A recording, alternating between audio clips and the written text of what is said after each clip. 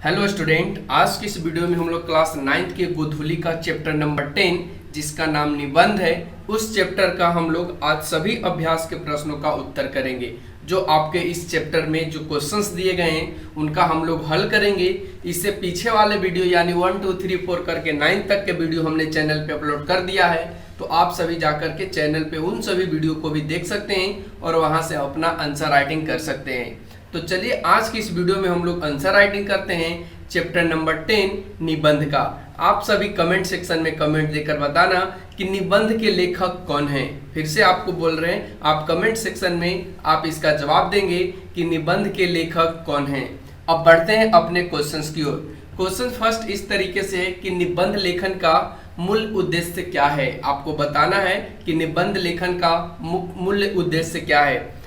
Student, अगर आप लोग इस जो क्वेश्चंस है यानी इस चैप्टर में जो भी क्वेश्चंस दिए गए हैं इनमें से अगर आप खुद से आंसर राइटिंग करते हैं तो आपके लिए ज़्यादा अच्छा रहेगा, आपको याद रहेगा और आप अपने मन के मुताबिक अपना आंसर राइटिंग करेंगे। उसी तरीके से आपका नंबर भी अच्छा मिल सकता है। और आप इस वीडियो का सिर्फ सहारा लीजिए ताकि आप इस चैप्टर के जो भी क्वेश्चन है उनको लिख सके। आप सिर्फ इस वीडियो का सहारा लेकर के यानी आप इस वीडियो को देखिए और समझिए और उसके बाद अपने मन से आंसर राइटिंग कीजिए तो आपके लिए ज़्यादा अच्छा रहेगा। अब चलिए अब हम लोग क्वेश्चंस का आंसर जानते हैं।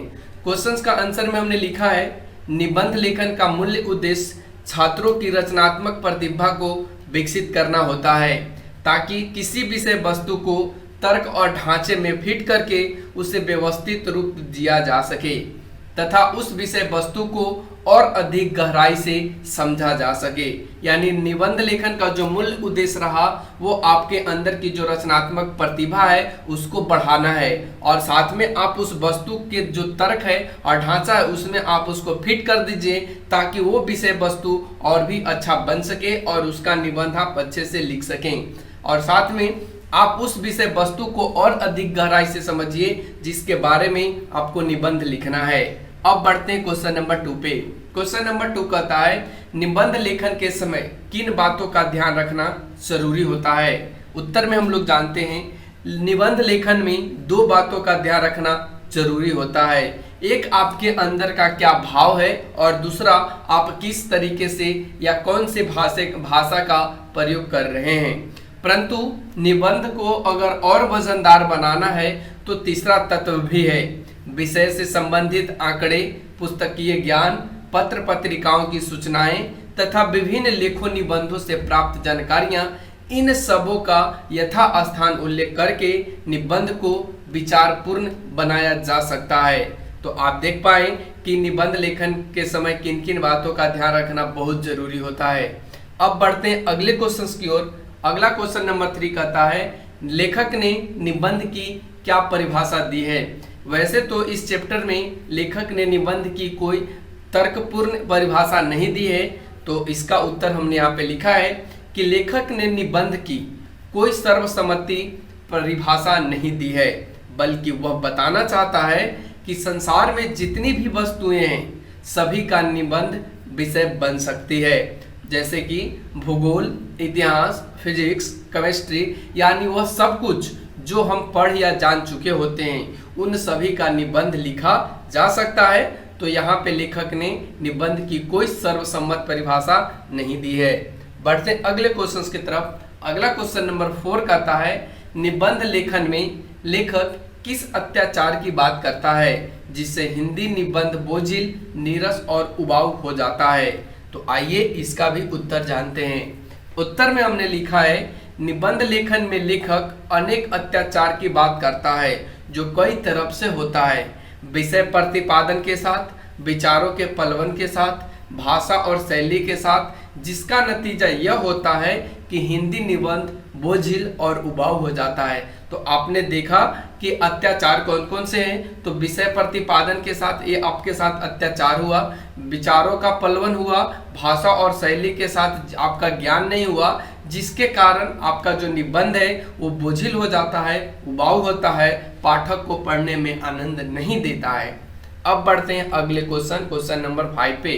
कहता है कि निबंध लेखन में हिंदीतर भाषाओं के उदाहरण में किस बात का ध्यान रखना आवश्यक होता है। यानी जब हम हिंदी निबंध का लेखन करते हैं तो उसमें जो भाषाओं का उद्धरण होता है उस पर किस बात का ध्यान रखना जरूरी होता है या आवश्यक होता है। उत्तर में हमने लिखा कि निबंध लेखन में हिंदीतर भाषाओं के उदाहरण में इस बात पर ध्यान रखें कि उसका हिंदी अनुवाद पहले दे दें और बाद के टिप्पणी में मूल पंक्तियों का कम से कम लेखक के नाम के साथ हवाला अवश्य दे दें। तो आप ये 2-3 का बात का ध्यान हमेशा रखिए, ये आवश्यक भी होता है। अगर आप निबंध लिखे और उसमें लेखक का नाम नहीं दिए, उसके बारे में कुछ जानकारी नहीं दिए, तो आपका निबंध सार्थक नहीं होगा। अब बढ़ते हैं अगले क्वेश्चन की तरफ। अगला क्वेश्चन नंबर 6 कहता है, अच्छे निबंध के लिए क्या आवश्यक है, विस्तार से तर्कपूर्ण उत्तर दीजिए। उत्तर में हमने लिखा है कि अच्छे निबंध के लिए कल्पना शक्ति की आवश्यकता है। कल्पना अज्ञात लोक का प्रवेश द्वार है। इसका सहारा लेकर एक ही विषय पर हजारों छात्र हजारों प्रकार के निबंध लिख सकते हैं। कल्पना के द्वारा हम अपरिचित से अपरिचित विषय को भी हृदयंगम कर सकते हैं। कल्पना के द्वारा उस विषय से परिचित होकर उस आधार पर अपने अनुभव गढ़ सकते हैं जो निबंध को आकर्षक बनाएंगे। कल्पना के द्वारा विषय से संबंध स्थापना और फिर अनुभवों का सृजन डॉक्टर हजारी प्रसाद द्विवेदी का निबंध नाखून क्यों बढ़ते हैं से मिलता है। इस बात का एक यह उत्कृष्ट उदाहरण है। यानी नाखून क्यों बढ़ते हैं, इसमें आपका देख सकते हैं कि किस तरीके से हजारी प्रसाद द्विवेदी अपने अनुभवों का उत्कृष्ट किए हैं या अपने अनुभवों को बखूबी से निखारा है। अब बढ़ते हैं अगले क्वेश्चन नंबर 7 पे। क्वेश्चन नंबर 7 कहता है, निबंध लेखन की क्या प्रक्रिया बताई गई है। निबंध लेखन की क्या प्रक्रिया बताई गई है, पाठ के आधार पर बताइए। उत्तर में हमने लिखा है कि निबंध लेखन में कोई एक विधान निर्धारित नहीं किया जा सकता है। निबंध हिंदी साहित्य की एक स्वतंत्र अंग होता है जिसे नियमों या सूत्रों में नहीं बांधा जा सकता है। लेकिन सुव्यवस्थित निबंध लिखने के लिए कुछ बातों पर ध्यान देना आवश्यक होता है, जैसे कि निबंध की भूमिका, व्याख्या तथा निष्कर्ष। इन तीनों प्रक्रियाओं पर आप अगर ध्यान देते हैं तो आपका निबंध अच्छे तरीके से या कह सकते हैं सुव्यवस्थित बनेंगे। अब बढ़ते हैं अगले क्वेश्चन नंबर 8 पे। क्वेश्चन नंबर 8 कहता है, निबंध कितने प्रकार के होते हैं, भेदों के साथ उनकी परिभाषा भी दें। तो उत्तर में हमने लिखा है कि निबंध 3 प्रकार के होते हैं, जिनमें फर्स्ट आपका है भावात्मक निबंध।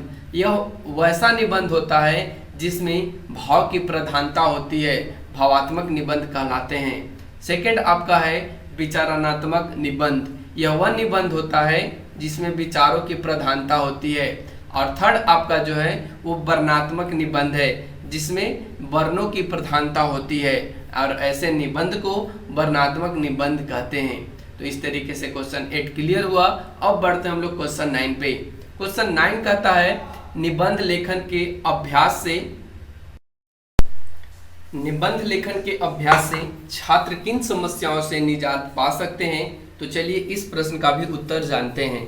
उत्तर में हमने यहाँ पे देखिए क्या लिखा है कि निबंध लेखन के अभ्यास से छात्र को अज्ञानतावश और स्पर्धावश जैसी समस्याओं से निजात मिल सकता है।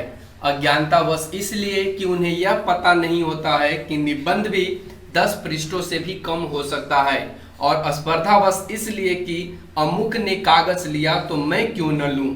अगर बातों को सुरुचिपूर्ण ढंग से कहने की कला आती हो तो निबंध अनेक पृष्ठों का भी हो सकता है और उसे पढ़ने में पाठकों को भी आनंद भी आएगा तथा छात्र को बढ़िया अंक भी मिलेंगे। तो छात्र किस चीज से निजात पा सकते हैं, इसके बारे में इस प्रश्न में आपको उत्तर मिल गया। अब बढ़ते हैं हम लोग अगले क्वेश्चन पे। अगला क्वेश्चन हम लोग का आता है, निबंध लेखन में कल्पना का क्या महत्व है। तो आइए जानते हैं निबंध लेखन में कल्पना का क्या महत्व होता है। उत्तर में हमने लिखा है, निबंध लेखन में कल्पना का बहुत निर्णायक महत्व है, क्योंकि अच्छे निबंध के लिए कल्पना शक्ति की आवश्यकता है। कल्पना केवल कलाकारों की चीज नहीं है, विज्ञान के मूल में भी कल्पना ही है। किसी भी चीज को सुंदर और सुरुचिपूर्ण बनाने के लिए कल्पना से काम लेना अत्यावश्यक हो जाता है। अतः इन कारणों से निबंध लेखन में कल्पना का महत्व अधिक बढ़ जाता है। बढ़ते अगले क्वेश्चन पे। अगला क्वेश्चन कहता है आचार्य शुक्ल के निबंध किस कोटि में आते हैं और क्यों आते हैं। तो आइए इसका भी उत्तर जानते हैं। उत्तर में हमने लिखा है आचार्य शुक्ल के निबंध उत्तम कोटि में आते हैं क्योंकि उनके निबंध में विचारों की अभिव्यक्ति है, इसलिए उसमें कसाव होगा, ढीलापन नहीं। जैसे प्रबंध, महानिबंध, शोध प्रबंध, शोध निबंध आदि उनके प्रमाण हैं। बढ़ते अगले क्वेश्चन पे। अगला क्वेश्चन कहता है ललित निबंध की क्या विशेषता होती है। तो आइए इस प्रश्न का भी उत्तर जानते हैं।